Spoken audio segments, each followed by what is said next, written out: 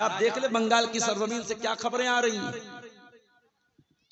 कुर्बानी का जानवर बेचने वाले बेचारे परेशान हैं सरकार के कानून से कि साहब हम कहां जाएं।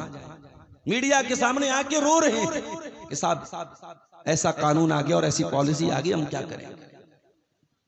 कुर्बानी के त्योहार से करोड़ों गरीबों के परिवार जुड़े हैं मेरे साथ कि साहब कुर्बानी करोगे तो जीव हत्या हो जाएगी। हमारा ये मानना है कि कुर्बानी के इन जानवरों को अल्लाह ने हमें हमारी ग़िज़ा के लिए पैदा किया है, हमारे खाने के लिए पैदा किया है। और ये जो जीव हत्या करते हैं ये सब फ्रॉडिया हैं, सब धोखेबाज हैं, सब 420 हैं मेरे प्यारे। इनको दूसरों के त्योहार पर कटने वाले जानवर नजर नहीं आते। इनको नेपाल की सरजमीन पर गैर मुस्लिमों के इबादत खानों के बाहर कटने वाले बकरे नजर नहीं आते। इनको तकलीफ है तो बकरीद से तकलीफ है, इनको तकलीफ है तो कुर्बानी से। और आज आप देख ले बंगाल की सरजमीन से क्या खबरें आ रही हैं। कुर्बानी का जानवर बेचने वाले बेचारे परेशान हैं सरकार के कानून से कि साहब हम कहां जाएं। मीडिया के सामने आके रो रहे हैं कि साहब ऐसा कानून आ गया और ऐसी पॉलिसी आ गई, हम क्या करें। कुर्बानी के त्योहार से करोड़ों गरीबों के परिवार जुड़े हैं मेरे साथ। उसमें कोई जानवर बेचने वाला है, कोई जानवर का चारा बेच रहा है, कोई चमड़े का कारोबार कर रहा है, कोई गरीब के घर में गोश्त पहुंच रहा है। करोड़ों गरीबों का परिवार जुड़ा है कुर्बानी के त्योहार। तो कुर्बानी का एक त्योहार, एक मकसद तो यह है कि हमें गोश्त मिला, हम अल्लाह का नाम लेकर कुर्बानी करें। एक और मकसद है कुर्बानी का, कुर्बानी के टाइम जब जानवर के गले पर हम छुरी चलाते हैं, बिस्मिल्लाह अल्लाहु अकबर पढ़ के भी आप कुर्बानी कर सकते हैं। आपकी कुर्बानी सही है, कोई हर्ज की बात नहीं है। लेकिन अगर आप कुर्बानी की दुआ पढ़ते हैं जो अल्लाह के प्यारे नबी से साबित है, उस कुर्बानी की दुआ के अल्फाज के ऊपर जरा गौर कीजिए मेरे प्यारे साथी। वो दुआ हमें क्या सिखाती है? इन्नी वज्जहतु वजहिया लिल्लज़ी फतरस समावाति वल अर्दा हनीफन वमा अना मिनल मुशरिकीन। मैंने अपना चेहरा अल्लाह की तरफ कर लिया, उस जात की तरफ कर लिया जो ज़मीन आसमान की पैदा करने वाली जात है। वमा अना मिनल मुशरिकीन, और मैं मुशरिकों में से नहीं हूँ। इन्ना सलाती व नुसुकी व महयाया व ममाती लिल्लाहि रब्बिल आलमीन। मेरी नमाज अल्लाह ताला के लिए, मेरी कुर्बानी अल्लाह ताला के लिए, मेरा जीना अल्लाह ताला के लिए, मेरा मरना अल्लाह ताला के लिए। ला शरीक लहू व बिज़ालिका उमिरतु व अना मिनल मुस्लिमीन। उस अल्लाह का कोई शरीक नहीं है और इसी तौहीद का मुझे हुक्म दिया गया है और मैं मुसलमान हूं। ये दुआ हम पढ़ते हैं कुर्बानी के टाइम। ये दुआ हमें सिखाती है 50,000 का 60,000 का जानवर लाके कुर्बान कर देना ये कमाल की बात नहीं है। कमाल की बात तो ये कि अल्लाह आज तेरा हुक्म आया तो जानवर कुर्बान करने को तैयार हो गए, कल तेरा हुक्म आ जाए तो अपनी जान कुर्बान करने को तैयार हो जाएंगे। अय अल्लाह, ये जिंदगी तो तेरी अमानत है, ये नमाज हम तेरे लिए पढ़ते हैं, कुर्बानी तेरे लिए करते हैं। इन्ना सलाती व नुसुकी व महयाया व ममाती लिल्लाहि रब्बिल आलमीन। अय अल्लाह, ये नमाज मैं तेरे लिए पढ़ता हूँ, ये कुर्बानी तेरे लिए करता हूँ, ये जीना तेरे लिए, ये मरना तेरे लिए। मेरी जिंदगी का मकसद तेरे दीन की सरफराजी, मैं इसीलिए मुसलमान, मैं इसीलिए नमाजी। ये मकसद है कुर्बानी का मेरे प्यारे साथी। दुनिया में हर बड़े काम के लिए कुर्बानी चाहिए। डॉक्टर बनने के लिए लोग नीट का एग्जाम देते हैं।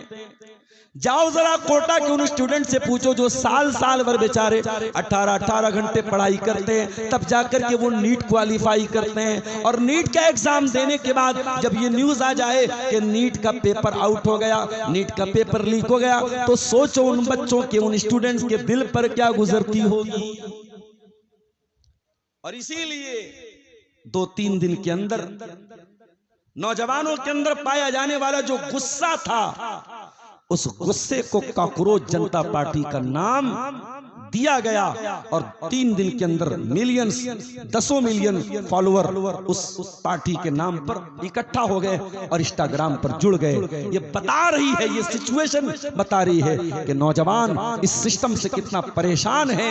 एक स्टूडेंट, एक छात्र, एक बेरोजगार इस सिस्टम से कितना परेशान है। 10 मिलियन लोगों का 2-3 दिन के अंदर जुड़ जाना इस बात का सबूत है मेरे प्यारे साथियों कि लोग सिस्टम से बहुत नाराज हैं, लोग परेशान हैं और लोग इसका हल चाहते। गौर कीजिए, नीट का एग्जाम बड़ा मुश्किल से पास होता है, उसमें मेरिट आती है, तब जाकर के कोई डॉक्टर बनता है।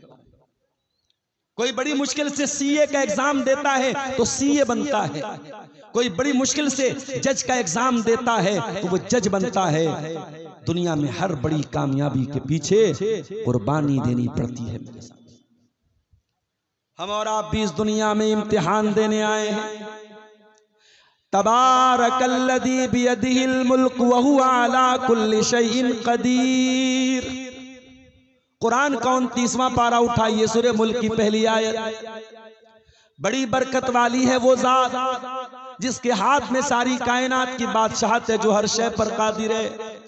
अल्लज़ी खलक़ल मौत वल हयात लियब्लुवकुम अय्युकुम अहसनु अमला। उस अल्लाह ने पैदा किया मौत को, उस अल्लाह ने पैदा किया जिंदगी को। पहले मौत का नाम लिया अल्लाह ने। हमें क्या लगता है मौत तो बाद में आती है, अल्लाह ने मौत का नाम पहले लिया है। मौत तो पहले होती है।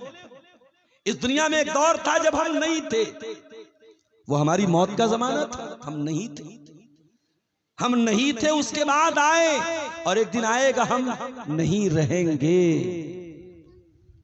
दुनिया में इंसान क्या बोलता है, नौकरी कर लो लाइफ सेट हो जाएगी, बिजनेस कर लो लाइफ सेट हो जाएगी, ये कर लो लाइफ सेट हो जाएगी, वो कर लो लाइफ सेट हो। सारी जिंदगी सेट करते करते इंसान एक दिन मर जाता है और मरने के बाद जब कब्र में रखा जाता है तो जो कब्र में उतारता है वो कहता है कि अरे इसका मुंह किबला की तरफ कर दो। और जब मुंह किबला की तरफ कर लेता है तो कहता हाँ अब सेट है। तेरी जिंदगी सेटिंग तेरी होती है तो कब्र में होती है इंसान, पूरी जिंदगी तू सेट नहीं हो पाता। सारी जिंदगी तेरा अपना क्या है, तू पैदा हुआ, तुझे पैदा करने वाली मां कोई और थी, तेरा नाम रखने वाला कोई और था, तेरी पैदाइश पर खुशी मनाने वाले कोई और थे, तुझे खाना खिलाने वाले कोई और थे, तू और बड़ा हुआ, तुझे पढ़ाने वाला कोई और था, तू और बड़ा हुआ, तेरे कारोबार को बढ़ाने वाला, तुझे नौकरी दिलाने वाला, तुझे शोहरत दिलाने वाला कोई और था, तू और आगे बढ़ा, तू बूढ़ा हो गया, तुझे सहारा देने वाला कोई और था, और आगे बढ़ा, तू मर गया, तेरे जनाजे को लेके जाने वाला कोई और था, तुझे कफनाने वाला कोई और था, तुझे नहलाने वाला कोई और था, तुझे कब्र में उतारने वाला कोई और था। तेरी जिंदगी का पहला गुस्ल किसी और ने दिया और आखिरी गुस्ल भी किसी और ने दिया। इंसान तेरा अपना क्या है इस जिंदगी, तो क्या लेके आया है, क्या लेके जाएगा। अल्लज़ी खलक़ल मौत वल हयात, अल्लाह ने पैदा किया मौत को और जिंदगी को वो ताकि तुम्हें आजमाए। लियब्लुवकुम अय्युकुम अहसनु अमला, अल्लाह तुम्हारी परीक्षा लेना चाहता है, तुम्हारा इम्तिहान लेना चाहता है कि तुम में कौन अच्छा अमल करता है। मेरे प्यारे भाइयों, हम और आप भी दुनिया में परीक्षा देने के लिए आए हैं और इस परीक्षा के रिजल्ट में हमें आखिरत में जन्नत मिलेगी, या तो जन्नत मिलेगी या जहन्नम मिलेगी। पास हो जाएंगे तो जन्नत मिलेगी और फेल हो जाएंगे तो जहन्नम मिलेगी, और इससे बड़ी कोई कामयाबी नहीं है। कुरान कहता है फमन ज़ुज़िया अनिन नारी व उदखिलल जन्नत फ़क़द फ़ाज़, अल्लाह की अदालत में जो जहन्नम की आग से बचा लिया जाएगा और जो जन्नत में दाखिल कर दिया जाएगा वही कामयाब है। वमल हयातुद दुनिया इल्ला मताउल गुरूर, ये दुनिया तो धोखेबाज है, ये दुनिया तो धोखे का सामान है, ये दुनिया धोखा है, फ्रॉड है, फरेब है। इस दुनिया के चक्कर में उस कामयाबी को मत भूलना मेरे बंदे। जब दुनिया की सबसे बड़ी कामयाबी को हमें पाना है मेरे साथ, डॉक्टर बनना है तो नीट का एग्जाम क्वालिफाई करना है, इंजीनियर बनना है तो जेईई का एग्जाम पास करना है, जज बनना है तो उसका जो एग्जाम है वो पास करना है। जब दुनिया की कामयाबियों के लिए आपको कुर्बानियां देनी है तो कायनात की सबसे बड़ी कामयाबी आप बगैर कुर्बानी कैसे दे सकते हैं। इसीलिए अल्लाह ताला अपने बंदे इब्राहिम का जिक्र करता है कुरान में। कुरान का पहला पारा उठाइए, अल्लाह फरमाता है व इज़िब्तला इब्राहिम रब्बुहु बिकलिमातिन फअतम्महुन्ना। याद करो, हमने अपने बंदे इब्राहिम को जब भी आजमाया, जब भी इम्तिहान लिया, जब भी हमने उनकी परीक्षा ली, जब भी हमने उनके ऊपर कोई परेशानी और आजमाइश में डाला, फअतम्महुन्ना, इब्राहिम हर परीक्षा में खरे उतरे, हर इम्तिहान में पास हुए। इब्राहिम कभी किसी एग्जाम में फेल नहीं हुए। कुर्बानी करना कौन सा कमाल है? 25-30 हजार का जानवर लाके कुर्बान कर दिया, हो गई कुर्बानी। कुर्बानी किसको कहते हैं? जरा इब्राहिम की जिंदगी उठा के देखो मेरे साथ। इब्राहिम अलैहिस्सलाम जिस घर में आंखें खोलते हैं, बाप बुतों का पुजारी है, बाप काफिर है, बाप मुशरिक है। इब्राहिम अपने बाप को तौहीद की दावत देते हैं। ओ मेरे प्यारे भाइयों, आज आपका बाप भी किसी मामले में गलत हो सकता है, बाप आपके साथ कोई ज्यादती भी कर सकता है, बाप की कोई बात गलत भी हो सकती है, लेकिन बाप जितना भी गलत हो जाए, बाप बाप रहेगा और आप बेटे रहेंगे। बेटा बाप से बात करे तो कैसे बात करे, जरा इब्राहिम से सीखो। इब्राहिम अपने काफिर बाप को तौहीद की दावत देते हैं और बड़े प्यार से कहते हैं, बड़े सम्मान से कहते हैं, बड़ी इज्जत से कहते हैं, या अबती लिमा ताबुदु मा ला यस्माउ वला युबसिरु वला युगनी अनका शैया। ऐ अब्बा जान, आप क्यों ऐसी चीजों की इबादत करते हैं जो देख नहीं सकती, जो सुन नहीं सकती, जो फायदा नहीं पहुंचा सकती, जो नुकसान नहीं पहुंचा सकती। या अबती इन्नी कद जाअनी मिनल इल्मि मा लम यातिका फत्तबिनी आदिका सिरातन सविया। ऐ अब्बा जान, मेरे पास वो इल्म आया जो आपके पास नहीं आया। अब्बा जान, आप मेरे पीछे पीछे चलिए, मैं आपको सीधे रास्ते पे लेके चलूंगा। या अबती ला ताबुदिश शैतान, ऐ अब्बा जान, शैतान की इबादत न कीजिए, इन्न शैतान कान लिर्रहमान असिया।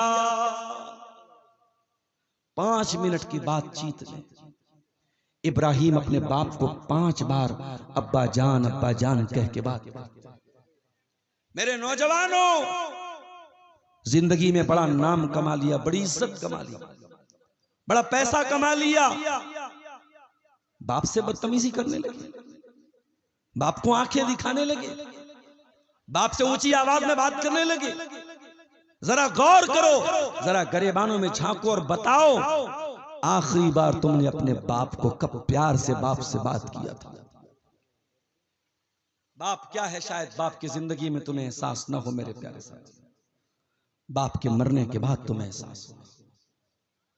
बाप जब तक जिंदा है बहुत सारी चीजों की भनक तुम्हें लगने नहीं देता है, बहुत सारे मसले मसाइल की तुम्हें खबर भी नहीं होती। बाप के मरने के बाद पता चलता, अच्छा मेरा बाप ये भी देखता था, मेरा बाप ये भी करता था। जिंदगी की धूप में बाप वो छांव है जिसके नीचे हम जिंदगी गुजारते हैं।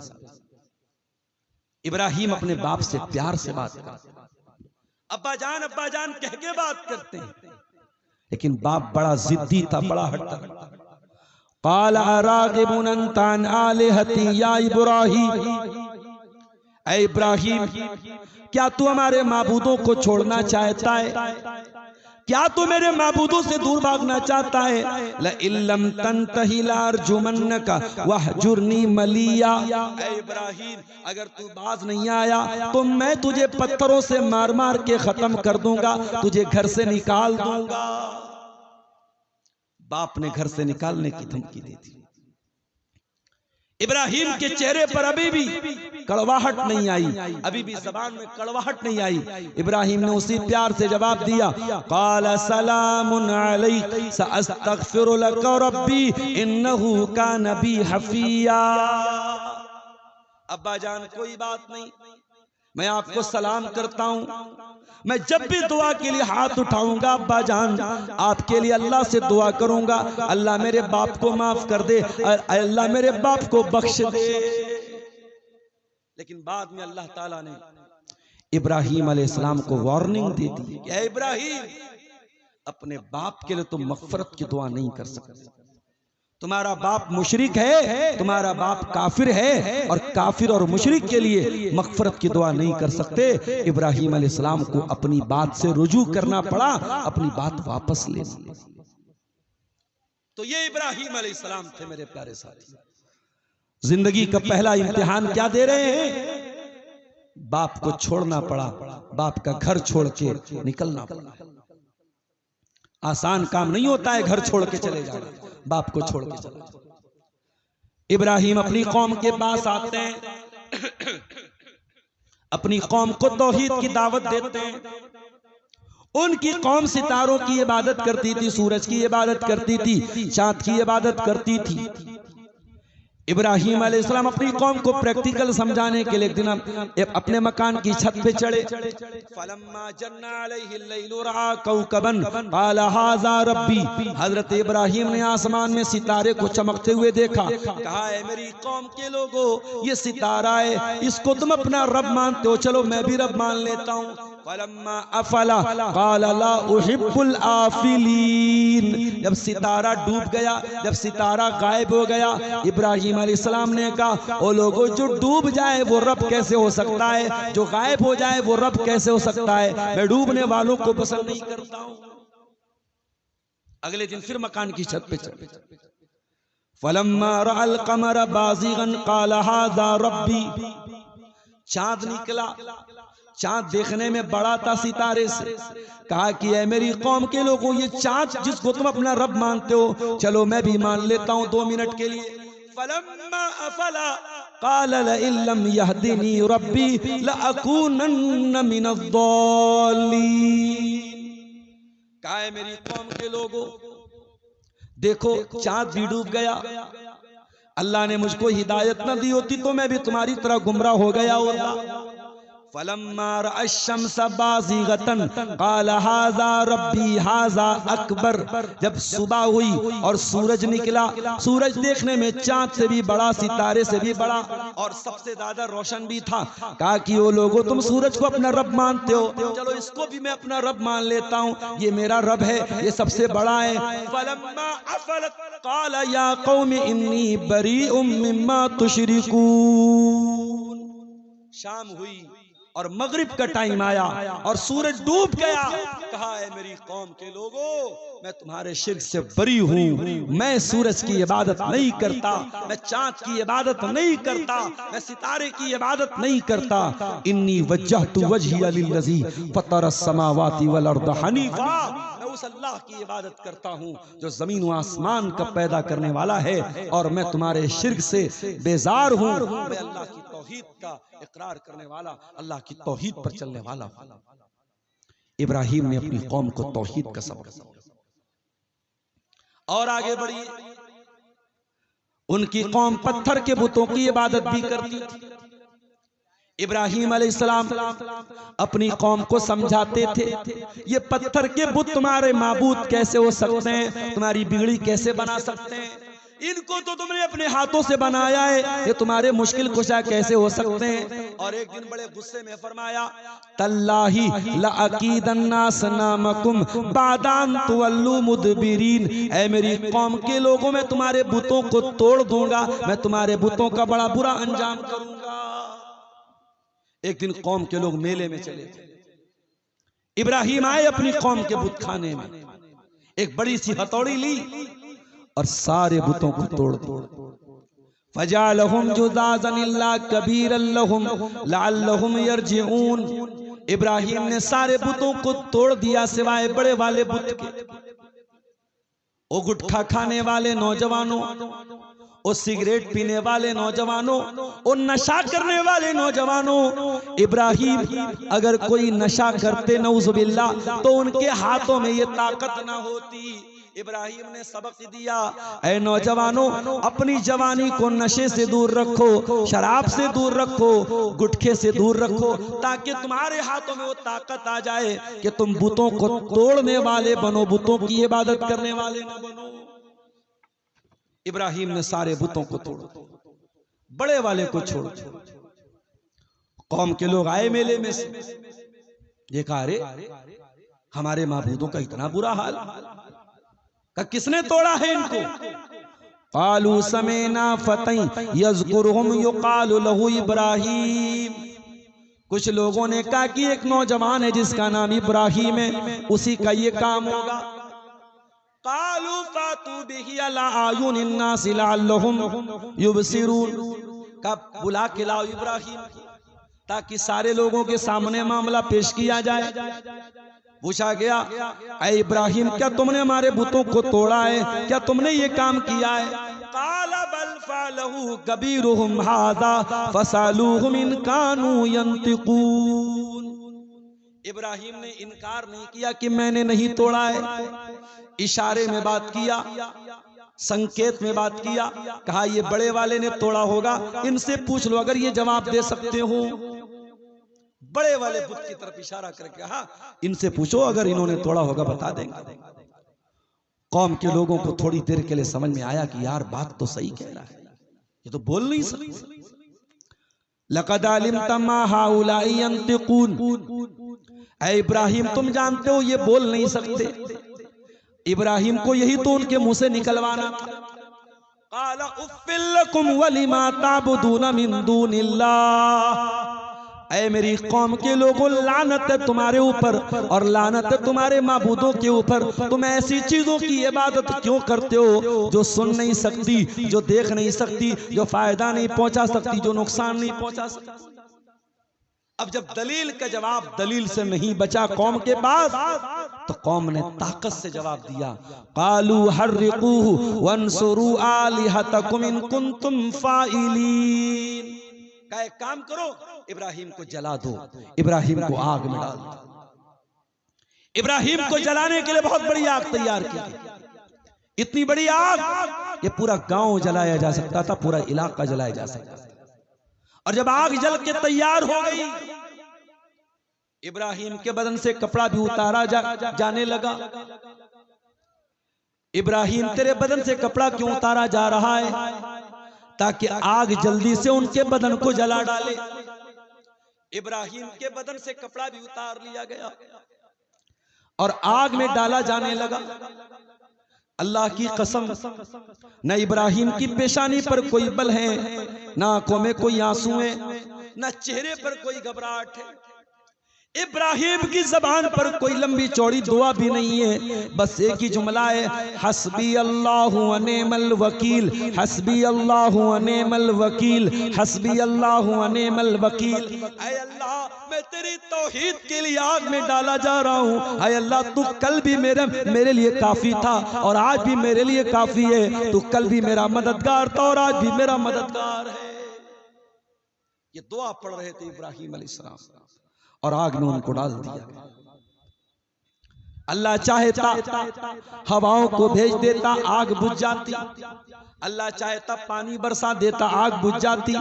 अल्लाह चाहता किसी फरिश्ते को भेज देता, इब्राहिम आग में जाने ही ना पाते। मगर आज अल्लाह ने कुछ और ही इंतजाम किया था। कुलना या नारु कूनी बरदन व सलामन अला इब्राहिम। अल्लाह ने फरमाया, ऐ आग, आज तक तो तू जलाया करती थी, आज तक तो तेरा काम जलाना था। खबरदार, ऐ आग, तेरा रब तुझको ये हुक्म दे रहा है, या नारु कूनी बरदन व सलामन अला इब्राहिम। ऐ आग, तू मेरे खलील के लिए ठंडी हो जा और सलामती वाली हो जा। पता ये चला कि सबब कुछ और होता है, लेकिन मुसब्बिबुल अस्बाब अगर चाहे तो सबब को बदल देता है। अल्लाह अगर चाहे तो आग नहीं जलाती है, अल्लाह अगर चाहे तो पानी नहीं डुबाता है, अल्लाह अगर चाहे तो जहर इंसान को नहीं मारता है। अल्लाह ही अस्बाब के अंदर ताकत डालता है। इसलिए मुसलमानों, तुम अस्बाब पर भरोसा न करना, तुम मुसब्बिबुल अस्बाब पर भरोसा करना। अस्बाब को अपनाओ। मैं ये नहीं कहता हूं कि आप अस्बाब को इख्तियार न करें, लेकिन भरोसा और तवक्कुल और यकीन हमेशा अल्लाह की जात पे करो। मेरे प्यारे साथियों, इब्राहीम अलैहिस्सलाम आग में गए, लेकिन उनके बदन का एक रोंगटा भी आग में जलने नहीं पाया। इब्राहीम सही सलामत आग में से निकल गए। अच्छा, इब्राहीम के बदन से कपड़ा उतारा गया। जानते हो, कयामत के दिन भी हम सब लोग नंगे रहेंगे। अल्लाह के नबी फरमाते हैं, इन्नकुम तुहशरून यौमल क़ियामति हुफ़ातन उरातन गुरला। ओ लोगो, तुम कयामत के दिन जब मैदान महशर में जमा किए जाओगे, तुम सबके सब लोग नंगे रहोगे, नंगे बदन रहोगे, नंगे सर रहोगे, और बगैर खतना के बच्चा, मुसलमान के घर में बच्चा पैदा होता है, उसका खतना किया जाता है। माँ के पेट से जैसे पैदा होता है बगैर खतना के, कयामत के दिन उसी हाल में अल्लाह ताला लाएगा। नंगे बदन होगा, नंगे सर होगा, और बगैर खतना के होगा। और आपने आगे फरमाया, व अव्वलु मन युक्सा इब्राहीम अलैहिस्सलाम, और सबसे पहले अगर किसी को कपड़ा पहनाया जाएगा तो इब्राहीम अलैहिस्सलाम को पहनाया जाएगा। अल्लामा इब्ने हजर ने लिखा कि इब्राहीम को सबसे पहले कपड़ा क्यों पहनाया जाएगा? क्योंकि इब्राहीम को दुनिया में सबसे पहले अल्लाह की तौहीद के लिए उनके बदन का कपड़ा उतार के आग में डाला गया था। चूंकि इब्राहीम के बदन से कपड़ा उतार करके उनको आग में डाला गया था, इसीलिए कयामत के दिन सबसे पहले अगर कपड़ा पहनाया जाएगा तो इब्राहीम अलैहिस्सलाम को पहनाया जाएगा। इब्राहीम आग से सही सलामत निकल के चले आए मेरे साथ, मगर उनको एक बात ये समझ में आ गई कि अब यहां मेरा गुजारा नहीं हो सकता है। अब मेरे गांव वाले, मेरी बस्ती वाले मुझको यहां रहने नहीं देंगे। इब्राहीम रहते थे इराक में बाबिल शहर में। इब्राहीम अपनी बीवी सारा को लेके निकले वहां से, अपनी वतन को छोड़ दिया, अपनी बस्ती को छोड़ दिया। ओ मनिहारी और लाभा से ताल्लुक रखने वाले मेरे भाइयों, आज आपके सीमांचल के बहुत सारे नौजवान दिल्ली में काम करते हैं, कलकत्ता में काम करते हैं, मुंबई में काम करते हैं। किस लिए? रोजी रोटी के लिए, अपने बच्चों का पेट पालने के लिए परदेश जाते हैं। दिल पे पत्थर रख के जाते हैं। चाहता तो कोई भी नहीं है परदेश जाना। कौन शौहर चाहेगा बीवी से दूर रहे? कौन बाप चाहेगा बच्चों से दूर रहे? लेकिन परिवार भी चलाना है, बच्चों का पेट भी पालना है। बहुत सारे लोग अपना गांव छोड़ के दिल्ली, मुंबई, कलकत्ता जाके काम करते हैं। गौर करो मेरे प्यारे साथी, हम दुनिया के लिए और दुनिया की रोजी रोटी के लिए अपना वतन छोड़ के जाते हैं। इब्राहीम अपना वतन छोड़ के जा रहा है, किसके लिए? अल्लाह की तौहीद के लिए। इब्राहीम की जिंदगी की दूसरी तीसरी कुर्बानी देखो। पहली कुर्बानी बाप को छोड़ा, दूसरी कुर्बानी आग में डाला गया, और तीसरी कुर्बानी अपना वतन छोड़ के जाना पड़ रहा है, अपना गांव छोड़ के जाना पड़ रहा है। इब्राहीम जा रहे हैं, साथ में उनकी बीवी सारा है। और सारा बहुत खूबसूरत औरत थी, बहुत स्मार्ट थी, बहुत ब्यूटीफुल थी। मेरी प्यारी बहनों, जरा गौर से सुनना। लड़की अगर खूबसूरत हो, लड़का अगर खूबसूरत हो, बहुत बड़ी नेमत भी है और बहुत बड़ी मुसीबत भी है। जब कोई लड़का लड़की खूबसूरत होते हैं तो उतना ही ज्यादा चांस होता है उसके गुनाहों में पड़ने का, उसके गलत रास्तों में पड़ने का। इसलिए अल्लाह ने खूबसूरत बनाया है तो कोशिश ये करो कि खूबसीरत भी बनो। अगर अल्लाह ने चेहरा अच्छा बनाया है तो कोशिश ये करो कि अल्लाह सीरत भी अच्छी बना दे। और इसीलिए अल्लाह के नबी ने आईना देखने के टाइम जो दुआ सिखाई है, बड़ी प्यारी दुआ है, अल्लाहुम्मा हस्सनत खल्क़ी फहस्सिन खुलुक़ी। ऐ अल्लाह, तूने मेरा चेहरा खूबसूरत बनाया, ऐ अल्लाह तूने मुझे स्मार्ट और हैंडसम बनाया, ऐ अल्लाह मेरे अखलाक को भी अच्छा बना दे, मेरे किरदार को भी अच्छा बना दे, मेरे चरित्र को भी अच्छा बना बना दे, मेरे व्यक्तित्व को भी अच्छा बना दे, मेरे बिहेवियर को भी अच्छा बना दे, मेरे कैरेक्टर को भी अच्छा बना दे। ऐ अल्लाह, मेरी सूरत को तूने अच्छा बनाया, मेरी सीरत को भी अच्छा बना। सूरत सब कुछ नहीं होती है मेरे साथ। ये आजकल जो लव मैरिज चलती है ना, प्यार वाली शादी, जो चेहरा देख के शादी होती है, चेहरा देख के फिदा हो गए, खूबसूरती देख के फिदा हो गए, जब शादी हो जाती है तब समझ में आता है कि अरे यार, खूबसूरती तो सब कुछ नहीं होती है, अखलाक भी बहुत बड़ी चीज होती है, चरित्र भी बहुत बड़ी चीज होती है। जब जब जब शादी हो जाती है तब आटे और दाल का रेट मालूम होता है, और तब पता चलता है कि अरे भाई, खूबसूरती का अचार डालना है क्या? अगर औरत का अखलाक सही ना हो, औरत का कैरेक्टर सही ना हो, तो खूबसूरती को लेके चमचे से चाटना नहीं है मेरे प्यारे साथियों। इसलिए सूरत के साथ साथ सीरत को भी देखा करो। हजरत इब्राहिम की बीवी बहुत खूबसूरत भी थी, बहुत खूबसूरत भी थी। दोनों जाने लगे, रास्ते से एक जालिम बादशाह के पास से गुजर हुआ। वो जालिम बादशाह बहुत कैरेक्टरलेस था, बहुत बदकार था। उसके हुकूमत की सरहद के पास से अगर कोई औरत गुजरने लगती थी, कोई कपल गुजरने लगते थे, मियां बीवी गुजरने लगते थे, तो शौहर को कत्ल करवा देता था, बीवी का रेप कर लेता था। उसने देखा कि इब्राहिम और सारा जा रहे हैं, दोनों कपल जा रहे हैं, मर्द औरत जा रहे हैं, और औरत बहुत ज्यादा खूबसूरत है। उसने दोनों को गिरफ्तार करवाया।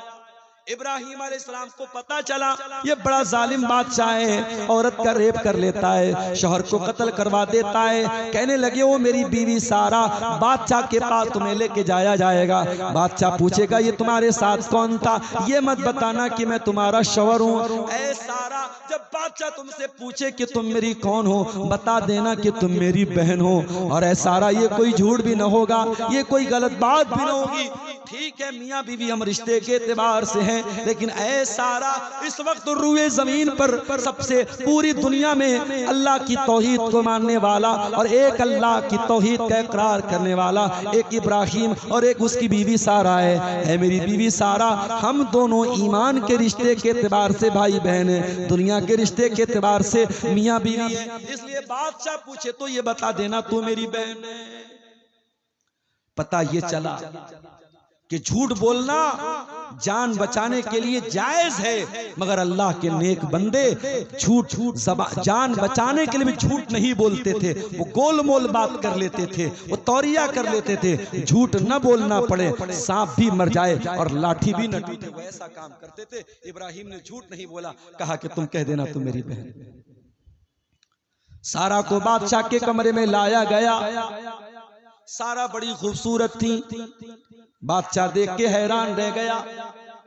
बादशाह आगे बढ़ा, उसने गलत इरादे से सारा को टच करने की कोशिश की, सारा को हाथ लगाने की कोशिश की। बुखारी के अल्फाज है, फकअन्नमा उखिज़ा, बादशाह का हाथ शल हो गया, स्टैचू बन गया, उसका हाथ आगे बढ़ने के काबिल ही न बचा। बादशाह परेशान हो गया, मेरा हाथ क्यों नहीं हिल रहा है, मेरा हाथ आगे क्यों नहीं बढ़ रहा है। कहने लगा, ऐ औरत, ऐ लड़की, अल्लाह से दुआ कर दे मेरा हाथ ठीक हो जाए, मैं दोबारा तुझे टच न करूंगा, मैं दोबारा तुझे हाथ न लगाऊंगा। अल्लाह के नेक बंदे बड़े नरम दिल होते हैं। सारा को दया आ गई, सारा को रहम आ गया। सारा ने अल्लाह से दुआ की, अल्लाह इसका हाथ ठीक कर दे।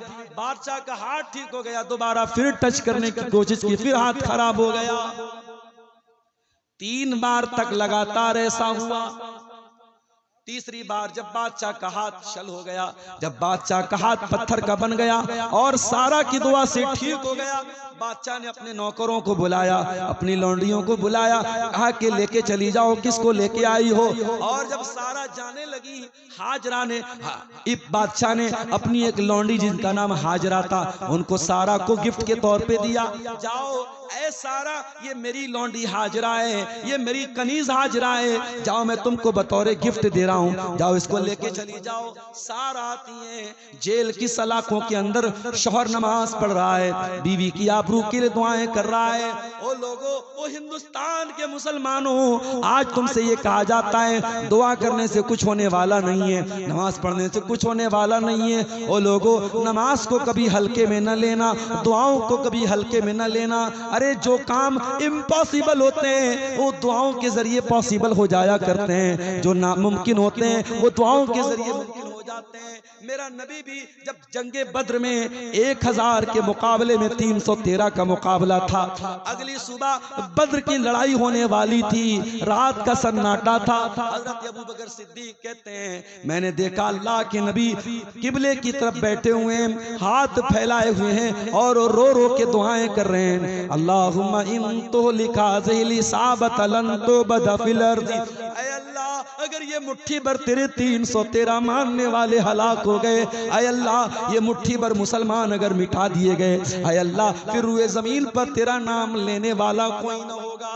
ओ लोगों, तुम दुआओं को हल्के में न लिया करो, दुआएं किया करो। जब हुकूमत की तरफ से कोई मामला आ जाए, जब कोई जुल्म सितम की दास्तान सुन लेना, जब कोई परेशानी की घटनाएं सुन लेना, अल्लाह से दुआ करना न भूलना। इब्राहिम की बीवी की इज्जत खतरे में थी, इब्राहिम खड़े होके नमाज पढ़ रहे थे, अपनी बीवी की इज्जत की हिफाजत की दुआ कर रहे थे। सारा आई कहने लगी हैं, मेरे सरताज, रद्दल्लाहु कैदल फाजिर व अखदम हाजर, ऐ मेरे सरताज, अल्लाह ताला ने उस बदकिरदार बादशाह की चाल को नाकाम कर दिया और हमें हाजरा के तौर पर एक गिफ्ट भी दे दिया है, हमें हाजरा भी मिल गई है। ऐ मेरे सरताज, अल्लाह ने आपकी दुआ को कबूल कर लिया है। मेरी प्यारी बहनों, ओ इंस्टाग्राम चलाने वाली मेरी बहनों, ओ व्हाट्सएप चलाने वाली मेरी बहनों, ओ फेसबुक चलाने वाली मेरी बहनों, इब्राहिम की सुन्नत को आज तुम्हारे घरों में भी कुर्बानी की शक्ल में जिंदा किया जाएगा। ओ मेरी बहनों, इब्राहिम के साथ साथ जरा सारा को भी याद कर लेना, जरा सारा का किरदार अपना लेना। इंस्टाग्राम के जरिए अपना फोटो किसी को न भेजना, स्नैपचैट के जरिए अपनी तस्वीरें किसी को न भेजना। ऐ मेरी बहनों, तुम सारा के जैसी बन जाओ, तुम सारा के जैसी पाक दामन बन जाओ, फिर किसी खबीस की क्या मजाल है उसका हाथ तुम्हारे गरेबान तक पहुंचे। अरे जब तुम सारा के जैसी बन जाओगी, तुम्हारे गरेबान तक अगर कोई गलत नीयत से हाथ जाएगा, अल्लाह ताला उस हाथ को बेकार बना देगा, अल्लाह उस हाथ को पत्थर का बना देगा। मेरी बहनों, बनना है तो सारा के जैसी बन जाओ। सारा इब्राहिम की पहली बीवी का नाम, और हाजरा जो बतौर गिफ्ट बादशाह ने दिया था। सारा ने हजरत इब्राहिम से कहा कि इस औरत से आप निकाह कर लीजिए, आप इसको बीवी बना लीजिए। हजरत इब्राहिम ने दूसरी शादी हजरत हाजरा से। कुछ दिन और गुजरे, इब्राहिम की हड्डियां कमजोर पड़ने लगी, इब्राहिम बूढ़े होने लगे, एहसास होने लगा अब कोई औलाद होती तो मेरा सहारा बन जाती। इब्राहिम ने अल्लाह की बारगाह में हाथ उठाया, ओ औलाद वालो, तुमने भी तो अल्लाह से औलाद मांगा होगा, इब्राहिम भी अल्लाह से औलाद मांग रहे हैं। जरा फर्क दोनों में देखना। इब्राहिम ने कैसे औलाद मांगी थी? रब्बी हबली मिनस सालिहीन, परवरदिगार मुझे नेक बेटा अता फरमा दे, मुझे फरमा बरदार बेटा अता फरमा दे। ऐ अल्लाह ऐसा बेटा अता फरमा दे जो मेरा वारिस बन सके। रब्बी हबली मिनस सालिहीन, परवरदिगार मुझे नेक बेटा अता फरमा दे। दुआ मांगो तो ऐसे मांगो मेरे साथ, औलाद मांगो तो ऐसे मांगो। आज बहुत सारे लोगों के घर में औलाद है, मगर बेचारे आंसू बहाते हैं और सोचते हैं कि काश औलाद न होती, ऐसी औलाद के होने से न होना बेहतर। इसलिए सिर्फ औलाद मत मांगना, नेक औलाद। इब्राहिम के घर में बच्चा पैदा हुआ, इस्माइल नाम का। फबश्शरनाहु बिगुलामिन हलीम, हमने इब्राहिम को एक बच्चा दिया जिसका नाम इस्माइल रखा गया, जो बड़ा हलीम बच्चा था, बड़ा बुर्दबार बच्चा था, बड़ा सबरदार बच्चा था। बुढ़ापे में किसी को बेटा मिल जाए उसकी खुशियों का क्या ठिकाना होगा। इब्राहिम तो फूले नहीं समा रहे थे, मैं बुढ़ापे में बाप बन गया हूँ। इस्माइल को गोद में ले लेके लाड कर रहे थे, चुमकार रहे थे, प्यार कर रहे थे। अल्लाह ने देखा मेरा खलील अपने बच्चे से बहुत प्यार करता है, अपने बच्चे से बहुत प्यार और लाड कर रहा है। अल्लाह ने अपने खलील को एक और इम्तिहान में डाल दिया। कहा है मेरे खलील, ऐ इब्राहिम, जाओ अपने बच्चे को लेके चले जाओ, अपनी बीवी सारा को लेके चले जाओ। आए अल्लाह कहां जाना है? ऐ इब्राहिम मक्का चले जाओ। आए अल्लाह मक्का कहां है? फलस्तीन से बहुत दूर, सैकड़ों किलोमीटर दूर मक्का है। ऐ अल्लाह वहां जाके क्या करना है? ऐ इब्राहिम अपनी बीवी को छोड़ के चले आओ, बच्चे को छोड़ के चले आओ। इब्राहिम पहुंचे अपनी बीवी बच्चे को लेकर। आज का मक्का और कल का मक्का दोनों में बहुत फर्क।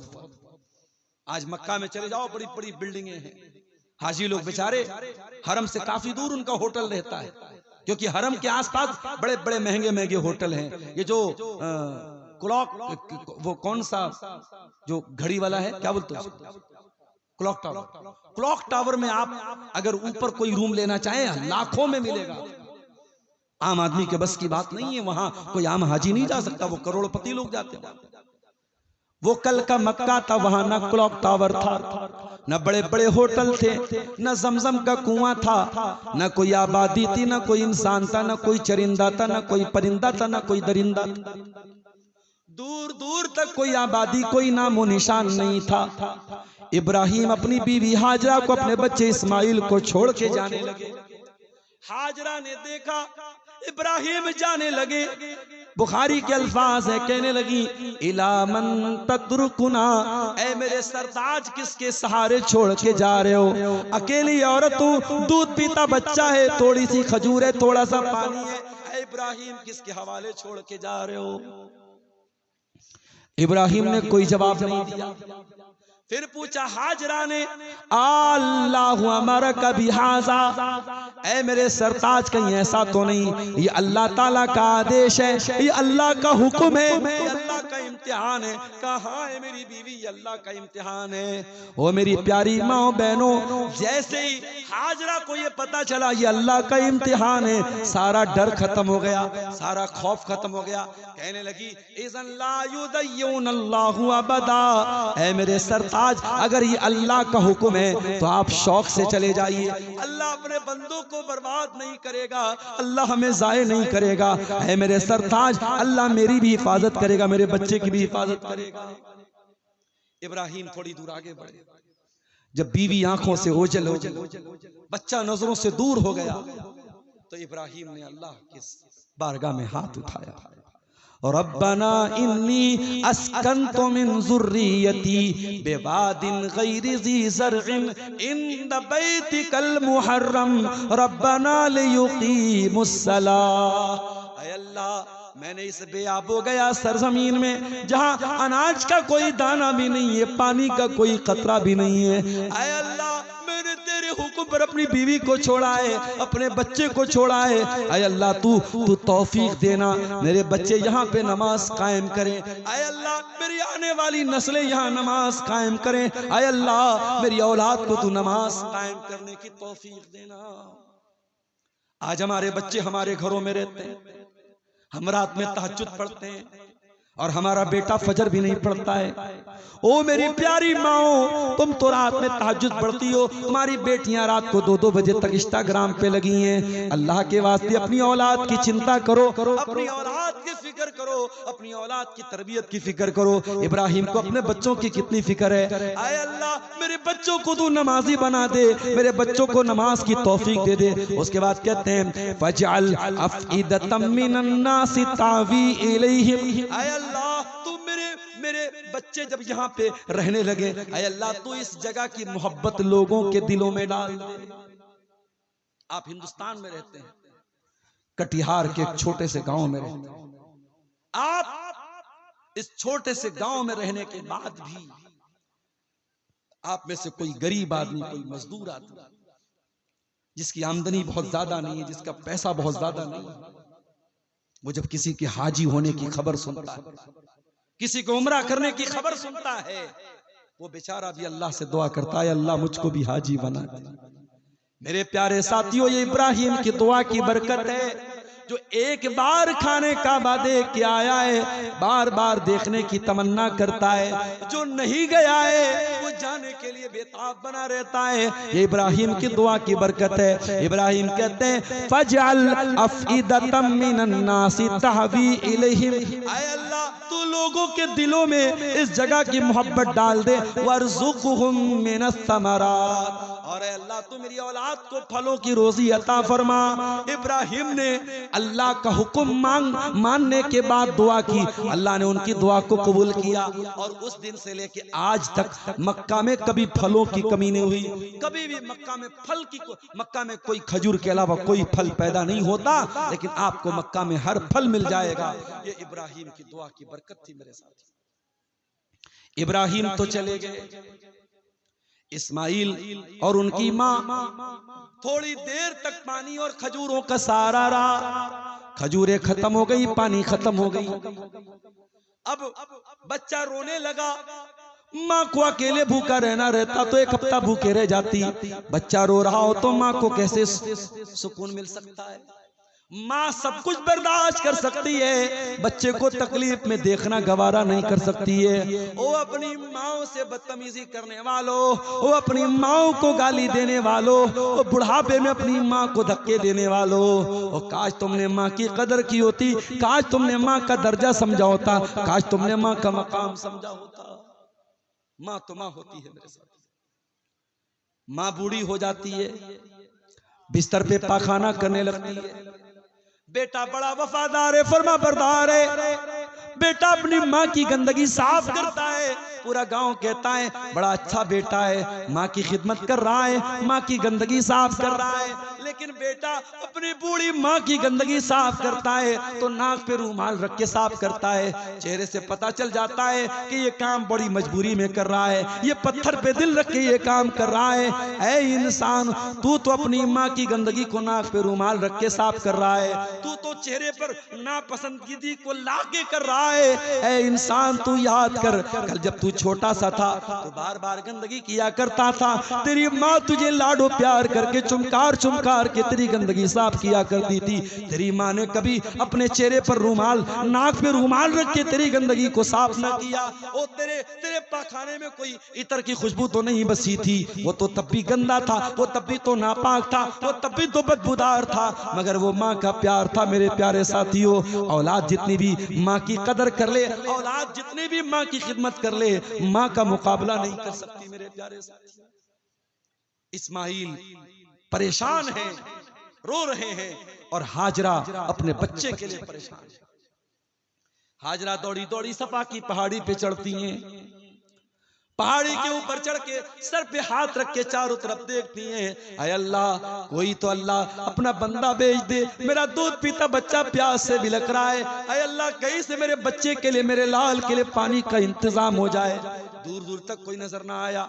सफा से नीचे उतरी, और सफा से नीचे उतरने के बाद जब आप आज के दौर में सफा मरवा जाएंगे, बीच में ग्रीन लाइट लगी है, ये वही जगह है जहां हाजरा जल्दी जल्दी दौड़ी थी। जल्दी जल्दी दौड़ के मरवा पहुंची, मरवा पे चढ़ी, दूर तक नजर दौड़ाई, कोई अल्लाह का बंदा नजर आ जाए, मेरे बच्चे के लिए दूध का इंतजाम हो जाए, मेरे बच्चे के लिए पानी का इंतजाम हो जाए। सफा से मरवा, मरवा से सफा, सफा से मरवा, मरवा से सफा, 7 चक्कर लगा दिए इस्माइल की मां ने।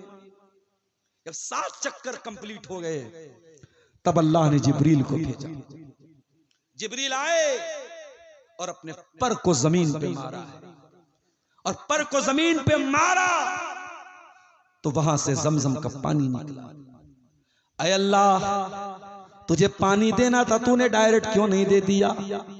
अल्लाह ने 7 चक्कर लगवाने के बाद पानी दिया।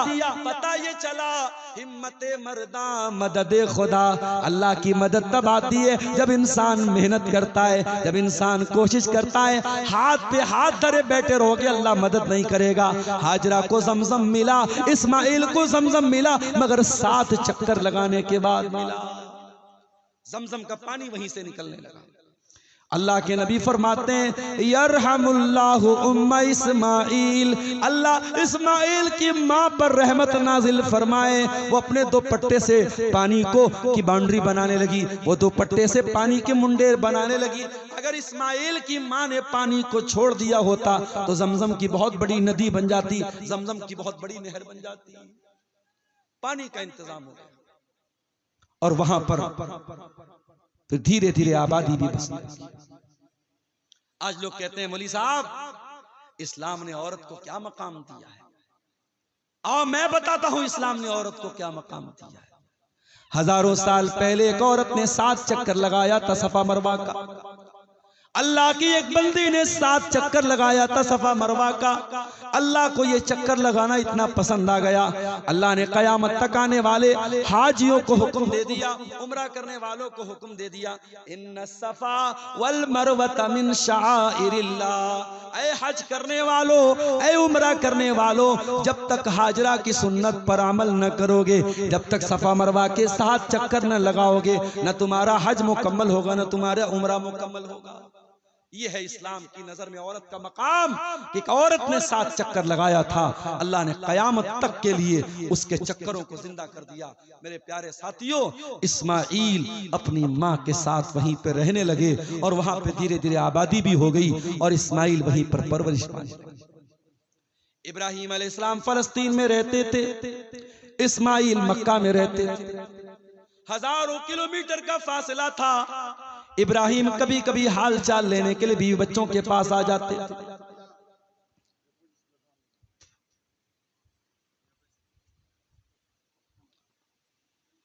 इस्माइल जवानी की दहलीज पर पहुंच जाते हैं, 13-14 साल के हो जाते हैं, अपने बाप का सहारा बनने के काबिल हो जाते हैं। अब अल्लाह ताला इब्राहिम को सबसे बड़े इम्तिहान में डालता है। इब्राहिम को ख्वाब में दिखाया गया, लगातार 3 दिन तक ख्वाब देखा कि अपने हाथों से अपने जवान बेटे के गले पे छुरी चला रहे हैं, अपने बेटे को ज़बा कर रहे हैं, अपने बेटे को कत्ल कर रहे हैं। इब्राहिम ने सफर किया मक्का से, फलस्तीन से मक्का आए। मक्का आने के बाद अपने बच्चे से मिले। हदीस में तो जिक्र नहीं है, कुरान में तो जिक्र नहीं है, लेकिन आप तसव्वुर कर लीजिए मेरे साथ, जब बूढ़ा बाप आया होगा, 13 साल का बच्चा बहुत दिनों के बाद अपने बाप से मिला होगा, बच्चा कितना खुश हुआ होगा, बाप कितना खुश हुआ होगा, कैसे गले लगाया होगा, कितना दोनों बाप बेटे मिलकर रोए होंगे। हम तो सोच भी नहीं सकते, हम तो तसव्वुर भी नहीं कर सकते। इब्राहिम अपने बेटे से लाडो प्यार करने के बाद कहते हैं, या बुनैया इन्नी अरा फिल मनामी अन्नी अज़बहुका फंजुर माज़ा तरा। ऐ मेरे बच्चे, तेरे बाप ने ख्वाब देखा है, ऐ मेरे बच्चे तेरे बाप ने ख्वाब देखा है कि मैं तुझे ज़बा कर रहा हूँ। ऐ मेरे बच्चे, तू जानता है मैं नबी हूँ, मैं अल्लाह का नबी हूँ और नबी का ख्वाब झूठा नहीं होता है। ऐ मेरे बच्चे, मैंने बार बार ये ख्वाब देखा है, मैं तुझे ज़बा कर रहा हूँ। फंजुर माज़ा तरा, तो तू बता तेरी क्या राय है। क्या इब्राहिम अपने बच्चे की राय लेना चाहते थे? नहीं, इब्राहिम राय नहीं लेना चाहते। इब्राहिम ये देखना चाहते थे मेरा बेटा तो मेरी गोद में नहीं पला है, मेरा बेटा तो बाप का प्यार बहुत कम पाया है, मेरा बेटा तो माँ की गोद में पला है। मैं देखना चाहता हूँ मेरी बीवी ने बच्चे की तरबियत कैसे की है, मैं देखना चाहता हूँ मेरी बीवी ने अपने बच्चे को कैसे पाला है। कहा है मेरे बच्चे बता तेरी क्या राय है, मैंने ख्वाब में देखा है मैं तुझको ज़बा कर रहा हूँ। वो लोगों, अगर आज का कोई बेटा होता अपने बाप को 4 बातें सुना देता, बाप को बुरा भला कह देता कि ऐ मेरे बाप, तू तो मुझको छोड़ के चला गया था, आज मैं तेरा 14 साल का हो गया, तो आज मुझे ज़बा करने की बात करने आए हो, आज मुझे कत्ल करने की बात आए हो। मगर वो बेटा इस्माइल था, वो हाजरा का बेटा था। क़ाल या अबति फ़अल मा तुअमर सतजिदुनी इंशाअल्लाहु मिनस साबिरीन। कहा अब्बा जान, आपको जो हुक्म मिला है आप पूरा कर डालिए। अब्बा जान, अल्लाह ने अगर चाहा तो आप अपने बेटे को सब्र करने वाला। जरा पता तो लगाओ इस्माइल कौन से मदरसे से पढ़े थे, इस्माइल कौन सी कोचिंग में पढ़े थे, कौन से किससे ट्यूशन लिए थे, इस्माइल का टीचर कौन था, इस्माइल के गुरु कौन थे।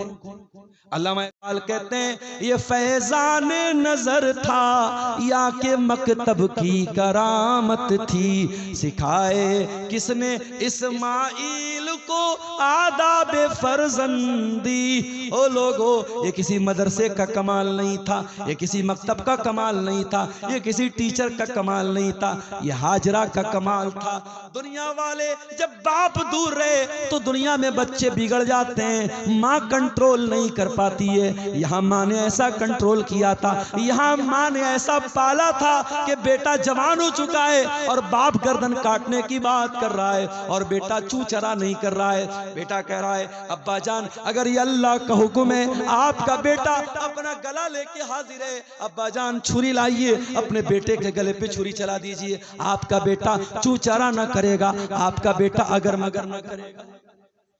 मेरी बहनों, मेरी माओ, अगर चाहती हो कि कौम को इस्माइल के जैसे नौजवान मिले तो तुम्हें भी हाजरा के जैसी मां बनना पड़ेगा। जब तक कौम को हाजरा के जैसी माएँ नहीं मिलेगी तब तक कौम को इस्माइल के जैसे नौजवान नहीं मिलेंगे। इस्माइल को करवट के बल लेटा दिया, इब्राहिम ने हाथ में छुरी ले ली। इस्माइल ने कहा अब्बा जान अपने हाथों पे, अपनी आंखों पे पट्टी बांध लीजिए, कहीं ऐसा ना हो बेटे के गले पे छुरी चलाने में बेटा आंखों के सामने आएगा, शायद आपके हाथ कांपने लगे। अब्बा जान अपनी आंखों पे पट्टी बांध लीजिए ताकि छुरी चलाने में आसानी। इब्राहिम ने पट्टी भी बांध ली और छुरी लेके अपने बेटे की गर्दन पे चलाने लगे। शायद जमीन ने यह मंजर पहली बार देखा था, कायनात ने यह मंजर पहली बार देखा था, बुढ़ापे में किसी को बेटा मिला हो और बेटा जवान हो गया हो और वो बाप अपने बेटे को अपने छुरी से ज़बह करने के लिए तैयार हो गया हो। ये चश्मे फलक ने ये मंजर कभी ना देखा था, ज़मीन व आसमान ने ये मंजर कभी ना देखा था। इधर इब्राहिम छुरी चलाने वाले, उधर आसमान से आवाज आई वनादैनाहु अय्या इब्राहिम कद सद्दक़ता रुया इन्ना कज़ालिका नज्ज़िल मुहसिनीन। ऐ इब्राहिम हमें तेरे बेटे का खून नहीं बहाना है, हम तुझसे तेरा बेटा छीनना नहीं चाहते थे, हम तो ये देखना चाहते थे तू अपने बच्चे से ज्यादा प्यार करता है या अल्लाह से ज्यादा प्यार करता है, तू बेटे से ज्यादा मोहब्बत करता है या अल्लाह से ज्यादा मोहब्बत करता है। ऐ इब्राहिम कद सद्दक़ता रुया, तूने अपने ख्वाब को सच्चा कर दिखाया। इन्ना कज़ालिका नज्ज़िल मुहसिनीन। ऐ इब्राहिम जरा देख तेरा बेटा सही सलामत है और तेरी छुरी तो एक दुम्बे के ऊपर चली है। अब कयामत तक लोग दुम्बे की कुर्बानी करेंगे, लोग बकरे की कुर्बानी करेंगे, लोग कुर्बानी के जानवर की कुर्बानी करेंगे। ऐ खलील तेरी इस सुन्नत को हम कयामत तक के लिए जिंदा कर देंगे।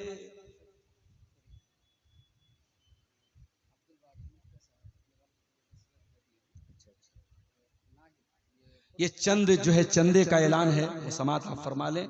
अब्दुल बारी मुखिया साहब ने अपने वालिद के लिए 10,000 रुपये का ताउन पेश किया है और नाहिद इन्होंने 3,000 भाई के लिए दिया है और खलीलुर रहमान साहब ने 5,000 रुपये का ताउन पेश किया है। और उसके अलावा ये कोई सोने का देखिए फारूक आलम साहब का बेटा जो है कुछ पैसा दिया है और ये सोने की चांदी की चैन दिया है। अल्लाह ताला इन तमाम चंदा देने वालों को चंदे को कबूल फरमाए। मेरे प्यारे साथियों, आज हम और आप कुर्बानी करते हैं, हमें और आपको सोचना चाहिए कि हम किस चीज की कुर्बानी करते हैं। 2000 आपकी तरफ से है, क्या नाम है? नसीम अहमद, हसीबुर रहमान, इन्होंने 2000 का ताउन पेश किया है। अच्छा होने वाला है ट्रांसप्लांट। अच्छा वालदा ने किडनी दिया था, वो सक्सेस नहीं हो पाया। अल्लाह ताला शिफाए कामिला अजला अता फरमाए। जिन भाई की तरफ से अभी ताउन आया था, इन्होंने बताया कि उनकी किडनी ट्रांसप्लांट हुई थी और वो कामयाब नहीं हुई है। अच्छा वफात हो गई। अल्लाह ताला मग़फ़िरत फरमाए और अल्लाह ताला उनके नेकियों को कबूल फरमाए। मेरे प्यारे साथियों, बताना यही है, मकसद यही है, पैगाम यही देना चाहता हूं कि जानवर की कुर्बानी जब आप करते हैं तो ये एक इशारा है, एक संकेत है, एक सिंबल है और एक अलामत है कि अगर हम अल्लाह की राह में जानवर कुर्बान कर सकते हैं तो अपनी नाजायज ख्वाहिशात को क्यों नहीं कुर्बान कर सकते, अपनी नाजायज इच्छाओं को क्यों नहीं कुर्बान कर सकते। कुर्बानी आप कीजिए, अल्लाह का नाम लेके कीजिए और कोशिश ये कीजिए कुर्बानी का जानवर बेदाग हो, बेऐब हो। और अगर खरीदने के बाद कोई ऐब निकल आए और आपके पास दूसरा जानवर लाने की ताकत नहीं है, आप उसी जानवर की कुर्बानी कर दीजिए, इंशाअल्लाह अल्लाह कबूल करेगा। मगर खरीदने के टाइम पूरी जांच पड़ताल कीजिए। और कुर्बानी का टाइम जो होता है आप याद रखिए, वो ईद उल अजहा की नमाज के बाद से शुरू होता है और 13 जिलहिज्जा के दिन मगरिब के पहले पहले आप कुर्बानी कर सकते हैं। 4 दिन कुर्बानी करने का आपको मिलता है। आप किन किन जानवरों की कुर्बानी कर सकते हैं? कुरान करीम में अल्लाह ताला ने 8 जानवरों का नाम लिया है, जिसमें बकरा बकरी का जिक्र है, जिसमें भेड़ा भेड़ी का जिक्र है, जिसमें ऊंट ऊंटनी का जिक्र है और जिसमें गाय और बैल का जिक्र है। ये 8 जानवरों का जिक्र कुरान में है। और इसमें जो बड़े जानवर हैं, बड़े जानवर में 7 लोग हिस्सा ले सकते हैं, लेकिन 7 लोगों का हिस्सा लेना जरूरी नहीं है। अगर कोई एक इंसान अकेले पूरा जानवर अगर कुर्बानी करना चाहे, बड़ा जानवर, तो भी कर सकता है। 7 से कम लोग हैं, 5 लोग हैं, 3 लोग हैं, वो भी कर सकते हैं। आवाम के जहन में ये बैठा है कि 7 लोग होना जरूरी है, ऐसा कोई मसला नहीं है। ये भी याद रखिए कि एक परिवार की तरफ से एक छोटा जानवर, एक बकरा, एक भेड़ा, उसकी कुर्बानी पूरे एक परिवार की तरफ से हो सकती है। अब एक घर में अगर 4 चूल्हा है तो वो 4 परिवार माना जाएगा और चारों को अलग अलग करना पड़ेगा। लेकिन अगर एक घर में 5 भाई रहते हैं, चूल्हा एक है, फैमिली एक है, तो वो एक जानवर की कुर्बानी पूरी फैमिली की तरफ से कर सकते हैं। जानवर का दता होना जरूरी है। जानवर ने अपने दूध के दांत तोड़ दिए हों और कम से कम 2 दांत उसके सामने के निकल चुके हों तो आप उसकी कुर्बानी कर सकते हैं। कुर्बानी करने के बाद उसके गोश्त का क्या करना है, शरीयत ने कोई पाबंदी नहीं लगाई है। कोलू व दखिरू, खा भी सकते हो, जखीरा भी कर सकते हो। मौसम बहुत ज्यादा गर्मी का है, ज्यादा गोश्त स्टोर करने के चक्कर में न पड़िएगा। गरीबों को, मोहताजों को और आपके गांव के वो लोग जिन्होंने कुर्बानी नहीं की है, उन तक आप गोश्त को जरूर पहुंचाइएगा।